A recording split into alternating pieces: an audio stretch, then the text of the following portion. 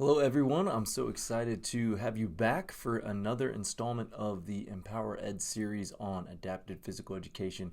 Today we are diving into instructional and assessment practices, exploring how we can ensure our teaching truly meets the diverse needs of our students. Throughout this series, we've explored strategies like individualized instruction, leveraging universal design for learning to create inclusive activities, and building structured, predictable routines that foster meaningful participation for our students.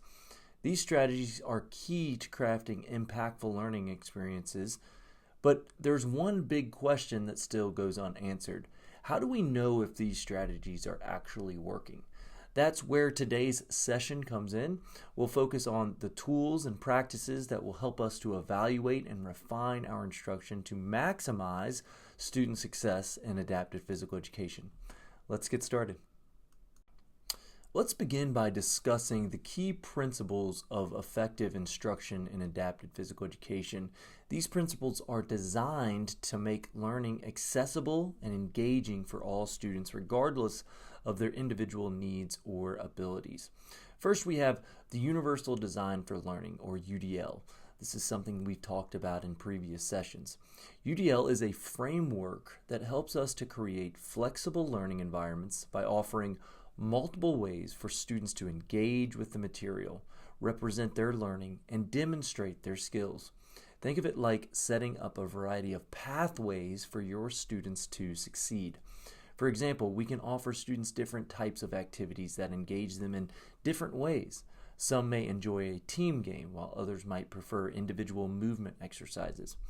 When we present new concepts, we can use visual aids like posters or videos alongside our verbal explanations so that students can learn in the way that works best for them. UDL allows us to break down the barriers that may exist and create an inclusive learning environment for our students. Another foundation of effective instruction is differentiated instruction. This strategy is all about tailoring instruction to meet the individual needs, skills, and interests of our students.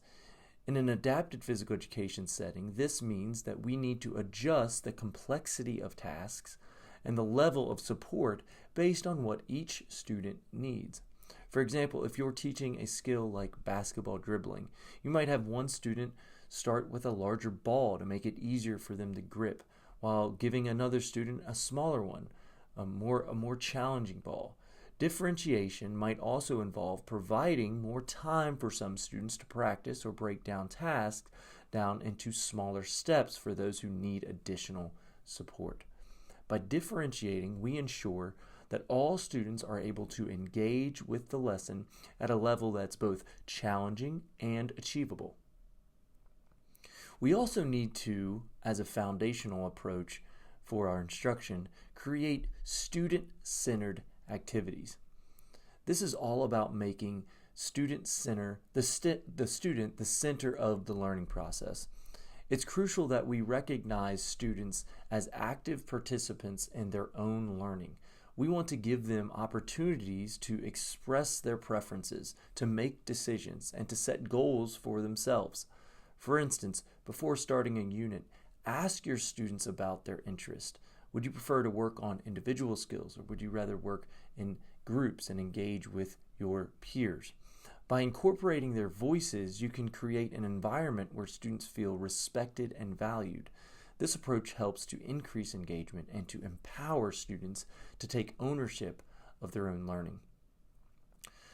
To sum it up, using UDL, differentiated instruction, and student-centered approach are foundational strategies that evolve into effective instruction. These approaches ensure that we are meeting students where they are, accommodating their diverse needs, and creating an environment where they feel supported and motivated to learn. Assessment in adaptive physical education is vital for understanding how well our students are progressing and where they might need additional support. The goal of assessment isn't just to evaluate performance, but to inform our teaching strategies. By assessing students regularly, we can make adjustments to lessons and to ensure that we are meeting their individual needs. In adapted physical education, much like our mainstream physical education courses, we can use various types of assessments to capture a fuller picture of each student's status and/or progress within our classroom's context. Formative assessments are ongoing assessments that give us real-time feedback on how students are performing during a lesson. These assessments allow us to adjust instruction as needed. Examples include observational checklist, where you track key skills that you are wanting to see from your students about their performance. Now keep in mind that the outcomes of performance might look different depending on where they are being utilized or where they are being displayed. It will look different not only from your traditional physical education course, where you might have mainstream students, but they will also look much different between individuals that you have within your adaptive physical education classroom. Summative assessments are also assessments that can be utilized in adaptive physical education, but these are assessments that are usually conducted at the end of a unit or at the end of a skill progression and are used to evaluate a student's overall performance. These assessments provide a holistic view of the student's progress, looking at their development from the start of the unit or the start of the skill to the end. To effectively use summative assessments, it's important to have an understanding of the student's baseline abilities and skill levels before the unit begins. By comparing their progress, we gain new insights into their capabilities, which can inform our future teaching practices and help us to adjust our plans for the next phase of learning. Performance-based assessments are focused on evaluating how well students perform specific tasks. For example, you might set up an obstacle course or use a step-by-step progression within a sport, where each stage serves as an opportunity to assess a student's mastery of a skill. However, it's important to remember that mastery will look different for each student depending on their individual capabilities. When designing and implementing these assessments, be sure to tailor them to recognize and accommodate the unique strengths and challenges each student has. Finally, we can incorporate self-assessments by encouraging students to reflect on their progress and set personal goals. This gives us students ownership of their learning and helps them to develop self-awareness and motivation. Some students that are nonverbal or may have trouble communicating their own ideas can do a self-assessment through a visual scale, identifying their different levels of achievement within a visual representation. When it comes to assessing an adapted physical education, we need to ensure that the assessment is tailored to each individual's abilities and goals. For example, a student's assessment should align with their individual education program. So we're measuring what truly matters for their development. We also need to create assessments that accommodate students with different abilities. This might mean adapting the way we present tasks or offering alternative ways for students to demonstrate their skills. Using multiple assessment methods is important. By combining observation, performance tests, self-reflection, it helps us to gain a better, well-rounded understanding of how a student is progressing within physical education class. Let's say you're designing a performance-based assessment using an obstacle course to assess motor skills such as balance, coordination, or agility. To accommodate students with varying abilities, you could modify the obstacle course in the following ways. For students with limited mobility, you could modify the obstacles so that they can be navigated with minimal or no movement. For instance, instead of requiring a student to crawl under a low bar, you might place a line of cones that the student can move around. For students with visual impairments, using auditory cues or tactile markers in place of visual ones. For example, instead of using colored cones, using sound-produced devices or tactile textures that the student can follow. You can place bells on cones that students must navigate toward, allowing them to use the sound to locate and interact with each obstacle. For students with cognitive or intellectual disabilities, simplify the course layout and give clear, repeated verbal instructions before the task begins. You might use fewer obstacles and shorter courses to avoid overwhelming the students. Additionally, you could incorporate symbols or pictures to visually represent each part of the task to help the student understand the sequence of movements that is required. For students with emotional or behavioral challenges, design the course in a way that includes options for self-regulation breaks. For example, include in an area where students can pause, take breaths, use calming tools before continuing the rest of the course.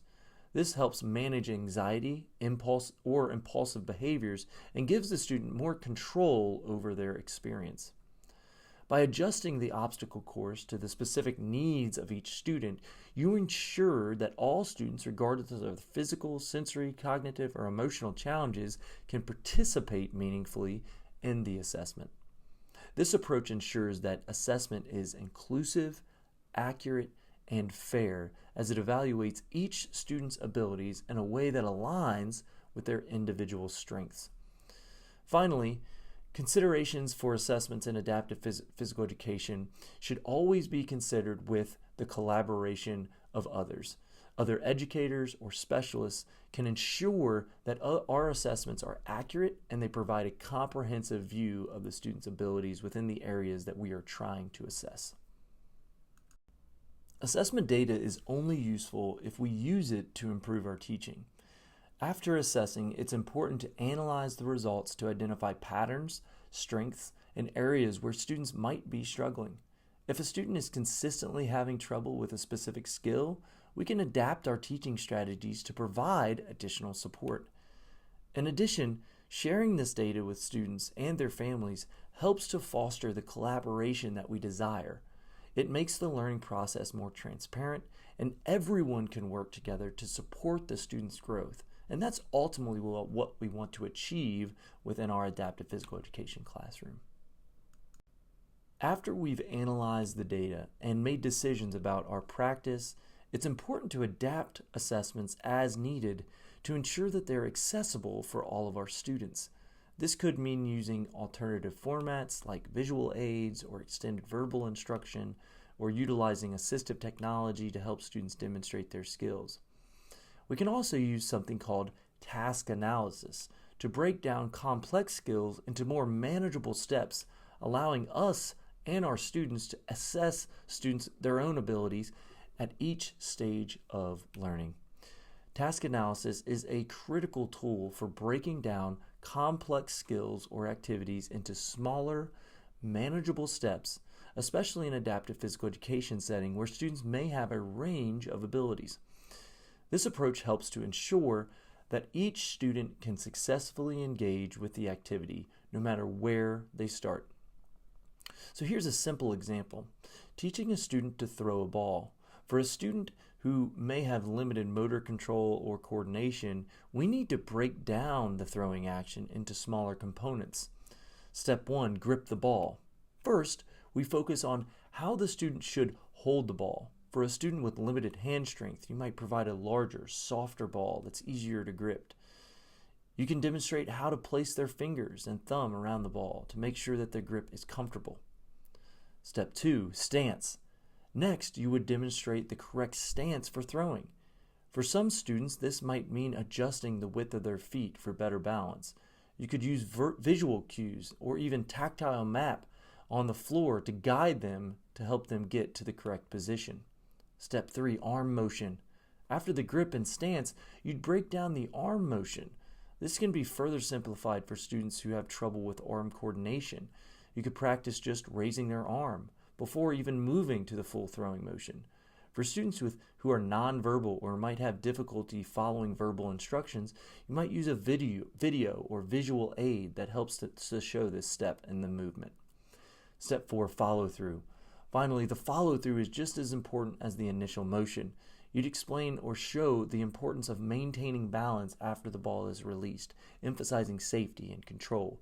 Again, depending on the student's capabilities, you might work on just the follow-through without worrying about the throw itself at first.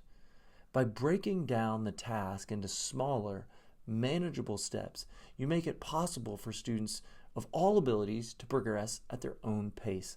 Task analysis doesn't just help students learn the skill, it also helps you as a teacher identify where each student needs support. Once a student masters one step, they can move on to the next one, and eventually they'll be able to complete the full throw. Lastly, remember that assessment should look at both effort and achievement.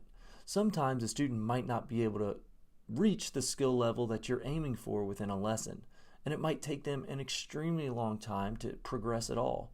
But their progress and effort should still be recognized and valued. As we conclude today's discussion on assessment practices and adapted physical education, let's take a moment to reflect on the key takeaways. First, it's important to remember that adaptation is key. Every student is unique and their progress may vary. By utilizing a variety of assessment methods, we can ensure that we're meeting the diverse needs of our students and recognizing that each one advances at their own pace. We can't expect every student to fit into the same mold, so flexibility in how we assess is critical. We also must be mindful of how we design our assessments. A good practice is to incorporate a blend of performance-based, formative, and summative assessments. This variety allows us to reflect on each student's unique abilities and learning styles.